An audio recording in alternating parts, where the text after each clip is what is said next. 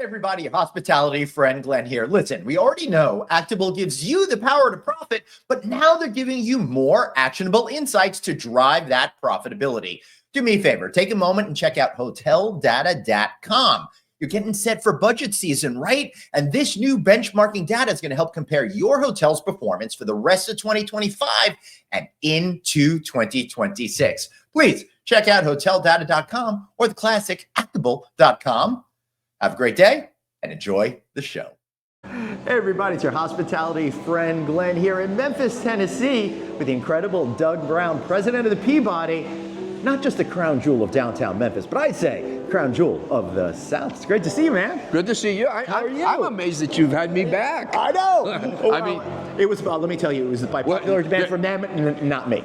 No, I'm thinking that nobody stepped up. Right. That's a good point. It is a little quiet around here. Or was right it the free room I gave you? Oh, yeah, that might be it. I do want to say publicly, I want to thank this guy. I was here for Memphis in May, and I got to live a lifelong dream. I was an honorary duck master. What a great experience that is, and what a great place to kick it off. That is kind of like the framework for excitement around this property, and really sets the tone for the experience that's over here. You know, people always ask me, and I'm amazed at this myself, truthfully. I got to be honest with you. I've been here 23 years, and I'm always amazed. You know, we rotate the ducks out every 90 days. Yep. And everybody says, well, how do you get them to March and everything else? Do you know that it really only takes about 2 days? And they're trained? Ducks are incredibly trainable.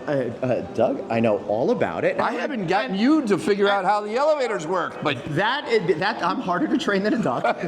But I will say, check out my video with the Duck Master where we talk all about that. I'll put a link, down below in this. All right, so I wanted to talk to you today because I love this property so much. It's quintessentially hospitality, but you're in the new building here, which is now 100 years old. This year? Yeah, so congratulations on that. You guys go way back to right after the Civil War, rich historic lineage and history. But a 100-year-old building is a 100-year-old building. How do you think about preserving it and making sure future generations can still love this luxury hotel? So, first and foremost, I got to thank our owners. The Bells family, they live here. They've owned the hotel since the 80s, 70s, late 70s. And they are incredible. They continue to put into the hotel. But we actually, believe it or not, unlike many hotels, we actually have a 25-year capital plan. Really? So we're always looking at, okay, what's the next plan? Right. What's the next thing we have to fix? We're right now completing, over the last 24 months, a $30 million renovation. Massive. Yeah, we did all the guest rooms, modernized all 12 elevators, redid Chez Philippe, the lobby completely redone. And as you may notice in the, I don't know if the camera's getting it, but we actually expanded the bar by 3 feet. Oh my goodness, you're right. I don't know if you can see the depth here, but I believe it used to be up to where the back of the bar was. Exactly. Right. And so our owner, he really, this is historic. Do we really, change it? And I convinced him that if I expanded it 3 feet, I could add a third bartender. Right. And if I add a third bartender, the revenue that it creates in our bar, because it's such a popular place. That's a really smart renovation, and this property is a little bit different maybe than some others in that when you do the Duckmaster ceremony every day at like 4:45, that lobby is filled, and you are selling a lot of drinks. Right. So that's really an essential part for you. So luckily the company that we use to renovate the hotel, we've been using for 25 years, and so when we talk about renovating the lobby, like you said, we can't shut this lobby down. So we renovate after 11 o'clock, midnight.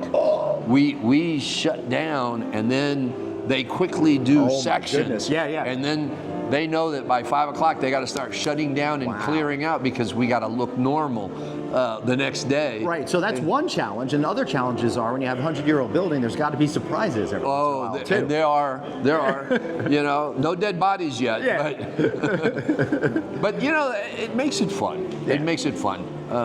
I worked at a hotel, not this one, in San Antonio, that we renovated.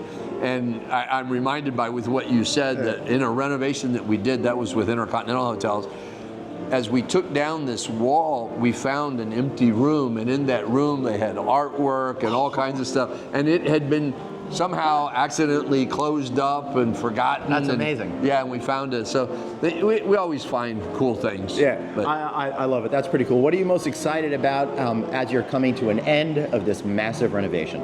so I guess I don't know if I'm allowed to make this plug, but in the end of October, we are hosting ALHI, Associated Luxury Hotels International. Oh, awesome. And we're bringing in about 85 meeting planners, and they have to book luxury hotels, several meetings a year.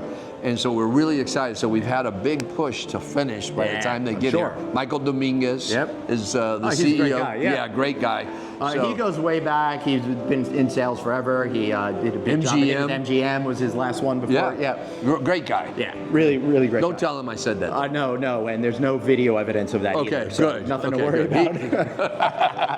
Doug, it is so amazing. How about giving me one piece of advice for younger people that want to be awesome in hospitality? You know, it's funny that you asked that because I was just in it with a group and we were talking about it. I was actually in Singapore at a conference. Yeah, the Department, great hotel, beautiful. I love Singapore too. The little robots going around town.